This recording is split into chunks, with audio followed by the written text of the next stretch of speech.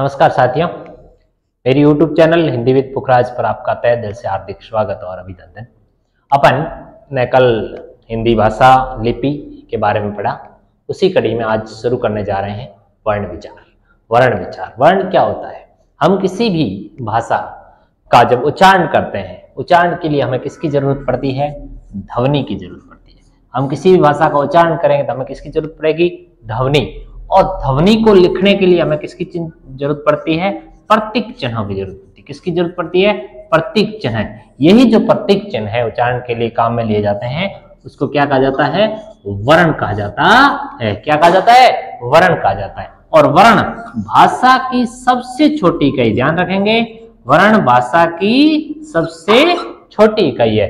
वर्ण एक ऐसी चीज है जिसके ना तो कोई टुकड़े होते हैं, यानी भाषा की सबसे छोटी इकाई है, यानी हम वर्ण के क्या नहीं कर सकते? टुकड़े नहीं कर सकते हैं। वर्ण एक ऐसी चीज है जिसको हम देख सकते हैं, सुन सकते हैं और लिख सकते हैं। ये बात बार बार मैं कह रहा हूं कि ये भाषा की सबसे छोटी इकाई है। और ध्वनि के प्रतीक चिन्ह होते हैं जिसको लिखित रूप में लिखना वर्ण कहलाता है। अब जब वर्ण की परिभाषा हमने समझ ली, ये भाषा की सबसे छोटी इकाई है और ध्वनि के प्रतीक चिन्हों का रूप है। अब बात करते हैं वर्णों का, हम वर्गीकरण करते हैं। वर्णों का क्या करते हैं? हम वर्गीकरण करते हैं। हिंदी में वर्णों का क्या करेंगे? वर्गीकरण करेंगे। वर्गीकरण करेंगे तो हिंदी में जो वर्ण है मुख्यतः वर्गीकरण हम कितने भागों में कर सकते हैं? 2 भागों में। कौन कौन से हिंदी वर्गीकरण करेंगे? एक तो होगा स्वर और दूसरा होगा व्यंजन। एक होता है स्वर और एक होता है व्यंजन। अब बात है स्वर की। स्वर क्या है? देखिए, स्वर वे वर्ण हैं जो बिना किसी सहायता से बोले जाते हैं, यानी जब उनकी आवाज निकलती है तो कोई भी बाधा उत्पन्न नहीं होती है। हम जैसे ही उनको बोलते हैं, बिना किसी वर्णों की सहायता से बोले जाने वाले वर्ण क्या कहलाते हैं? स्वर कहलाते हैं। और हिंदी के अंदर स्वर कितने होते हैं? कुल 11 स्वर होते हैं। कितने स्वर होते हैं? 11 स्वर होते हैं। और अगला क्या बताया आपको? व्यंजन। वर्गीकरण के रूप में दूसरा क्या प्रकार है? व्यंजन। और हिंदी में व्यंजन कितने होते हैं? 33 होते हैं। तो 11 स्वर होते हैं, 33 व्यंजन होते हैं। अब बात आती है वर्णमाला। अब आपको बता दिया वर्ण क्या है? प्रतीक ध्वनि है जिनको हम लिखित रूप को क्या कहते हैं? वर्ण कहते हैं। वर्णों को क्रमबद्ध रूप से लिखना क्या कहलाता है? वर्णमाला कहलाता है। वर्णों को क्रमबद्ध रूप से, व्यवस्थित रूप से लिखना क्या कहलाता है? वर्णमाला कहलाता है। अब अगला जो प्रश्न ये आता है कि हिंदी वर्णमाला के अंदर कुल कितने वर्ण हैं? उसका उत्तर क्या होगा? 52। क्या उत्तर होगा? 52। अब बात आती है कि स्वर कितने हैं? 11। व्यंजन कितने हैं? 33। तो ये कितने हुए? 44 हुए। लेकिन वर्णमाला में कुल वर्ण कितने हैं? 52। ये कैसे? मैंने बताया आपको कि हिंदी वर्णमाला में सवाल यदि आता है कि हिंदी वर्णमाला में कुल कितने वर्ण है, उत्तर क्या होगा? 44 नहीं होगा, उसका उत्तर होगा 52। हिंदी में पूछा जाए कि स्वर और व्यंजन कितने हैं, तो उत्तर क्या होगा? 44। 11 स्वर है और 33 व्यंजन है। अब देखो, अपने इस 52 तक पहुंचना है तो स्वर कितने हो गए? 11। व्यंजन कितने हैं? 33, 44। अब 4 संयुक्त अक्षर है। 4 क्या है? संयुक्त अक्षर है। कौन कौन से हैं 4 संयुक्त अक्षर? एक तो है क्ष, त्र, ग और श्रे। अब आपको यह भी पता होना चाहिए कि किनके मेल से बनते हैं संयुक्त अक्षर। संयुक्त प्लस अक्षर कौन सी संधि होती है? यहाँ पर दीर्घ स्वर संधि होती है, जो अपन ने पहले की क्लासों में पढ़ा है। अब अपने को पता होना चाहिए कि किन 2 शब्दों के मेल से बनते हैं। ये जो क्ष है, ये क प्लस श के मेल से बनते हैं। ध्यान रखना, ये हलंत है। ये वर्ण, पहला वर्ण क्या है? हलंत है। इसको भी हम हलंत करके इसके साथ अ को जोड़ सकते हैं, और इसको हम अ को ना जोड़े तो पूरा भी लिख सकते हैं। त्र है वो किससे बनता है? त प्लस र से बनता है। और य है, ध्यान रखना, ये ज प्लस य से बनता है। य नहीं, ये ज है। क्या है?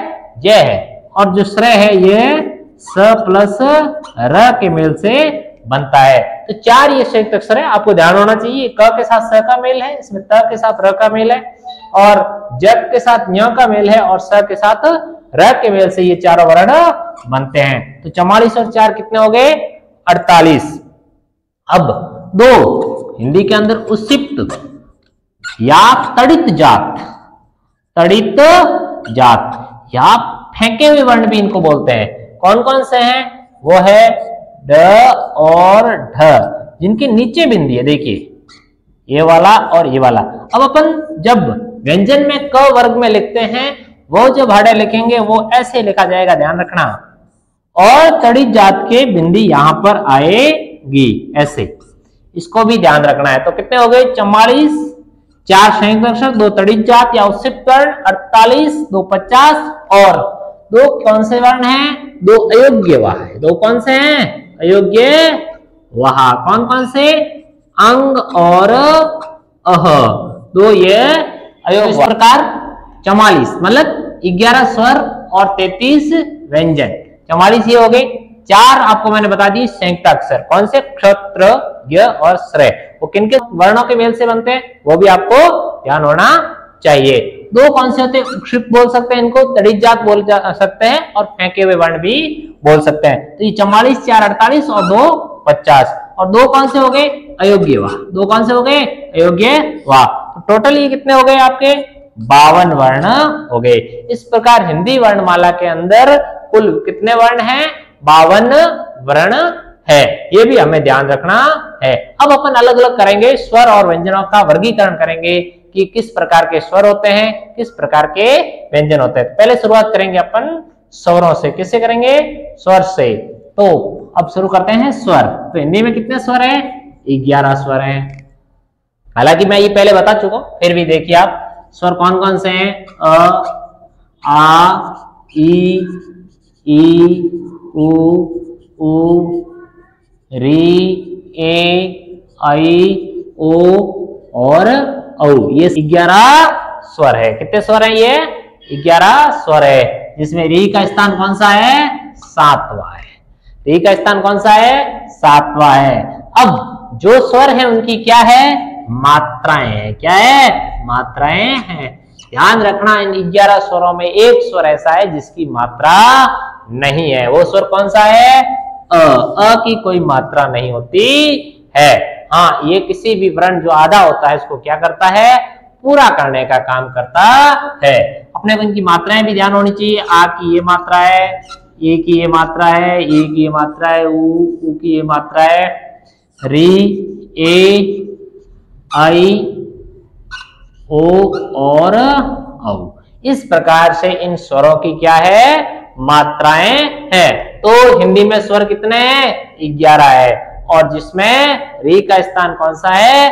7वां है। और इसमें से कितने स्वरों की मात्रा होती है? 10 स्वरों की मात्रा होती है, और एक स्वर जो अ है उसकी क्या नहीं होती है? मात्रा नहीं होती है। ये बात आपको क्या रखनी है? याद रखनी है। तो अब अपन बात करते हैं, स्वर की बात कर ली अपने, स्वर की मात्रा की बात कर ली। अब बात करते हैं स्वरों के वर्गीकरण की। सबसे पहला जो हम जिस आधार पर वर्गीकरण करेंगे वो होगा उत्पत्ति या स्रोत के आधार पर। उत्पत्ति या स्रोत के आधार पर। उत्पत्ति या स्रोत के आधार पर स्वर कितने प्रकार के होते हैं? 2 प्रकार के होते हैं। उत्पत्ति या स्रोत के आधार पर स्वर कितने प्रकार के होते हैं? 2 प्रकार। कौन कौन से? पहला जो प्रकार है वो है मूल स्वर। कौन सा है? मूल स्वर। और इसका जो दूसरा प्रकार है वो है संधि स्वर। दूसरा प्रकार क्या है? संधि स्वर। अब मूल स्वर और संधि स्वर। मूल स्वर वो है जो किन्हीं 2 स्वरों के मेल से नहीं बने हैं, वो अपने आप में स्वतंत्र है। तो हिंदी के अंदर जो मूल स्वर है वो कितने हैं? 4 है। मूल स्वर कितने हैं? 4 है। कौन कौन से हैं? अ, ई, उ और री। मूल स्वर कितने हैं? 4 है। अब संधि स्वर है। संधि स्वर है, ये कितने हैं? 4 हो गए, पीछे कितने बच गए? 7 संधि स्वर है। लेकिन संधि स्वरों को भी हमने कितने भागों में बांटा है? 2 भागों में बांटा है। एक कौन सा है दीर्घ स्वर, कौन सा है दीर्घ स्वर, और दूसरा कौन सा है संयुक्त स्वर, दूसरा कौन सा है संयुक्त स्वर। एक तो है दीर्घ स्वर और दूसरा है संयुक्त स्वर। दीर्घ स्वर आपने दीर्घ स्वर संधि की है, उसमें दीर्घ स्वर कौन कौन से आए थे, आ, ई और उ, ये क्या है दीर्घ स्वर है, तीन क्या है दीर्घ स्वर है। और संयुक्त स्वर, संयुक्त स्वर कौन कौन से, ए, आई, ओ और औ। दीर्घ स्वर कौन से, समान स्वर। आ में भी दो स्वर मिले, कौन कौन मिले, अ प्लस अ मिला, आ बना, ई में भी दो बने, ई प्लस ई, और उ में भी उ प्लस उ। ये कंडीशन बनी तब ये इस स्वर का निर्माण हुआ। इसमें क्या हुआ, संयुक्त स्वर में समान स्वर नहीं मिले हैं। ये किसके संधि के उदाहरण है, गुण और वृद्धि संधि के उदाहरण है। यानी वहां से जो स्वर मिलान से स्वर बने वो क्या कहलाए, संयुक्त स्वर कहलाए, और जो समान स्वर के साथ संधि के साथ स्वर बनाए थे वो दीर्घ स्वर के अंतर्गत आते हैं। तो इस प्रकार से पहला जो प्रकार है वो हमें याद रखना है, उत्पत्ति या स्रोत के आधार पर हमने स्वरों को कितने भागों में बांटा है, दो भागों में बांटा है। कौन कौन से दो भाग है, मूल स्वर और संधि स्वर, मूल स्वर और संधि स्वर। और मूल स्वर और संधि स्वर, मूल स्वर कितने हैं, चार, अ, ई, उ और री, जो किसी के सहायता से नहीं बन रहे हैं। लेकिन संधि स्वर है उसमें क्या है, दो स्वरों का मेल है, दो स्वरों का मेल है। दो स्वर या तो समान स्वर है या वो असमान स्वर भी हो सकते हैं। समान जो स्वर थे वो क्या कहलाए, दीर्घ स्वर कहलाए, और असमान स्वरों के मेल से जो स्वर बने थे वो क्या कहलाए, संयुक्त स्वर कहलाए। तो आपको ये पूछा जाता है कि उत्पत्ति और स्रोत के आधार पर मूल स्वरों की संख्या कितनी है, तो 4। ये पूछा जाता है कि उत्पत्ति और स्रोत के आधार पर संधि स्वरों की संख्या कितनी है, तो 7। आपको ये पूछा जाता है कि उत्पत्ति और स्रोत के आधार पर संधि स्वरों में दीर्घ स्वरों की संख्या कितनी है, तो 3। और ये पूछा जाता है कि उत्पत्ति और स्रोत के आधार पर संधि स्वर में संयुक्त स्वरों की संख्या कितनी है, तो उत्तर होगा 4। इस प्रकार से पहला जो हमने किया इसका ये है, उत्पत्ति और स्रोत के आधार पर स्वरों के जो प्रकार हैं वो 2 है, मूल स्वर और संधि स्वर।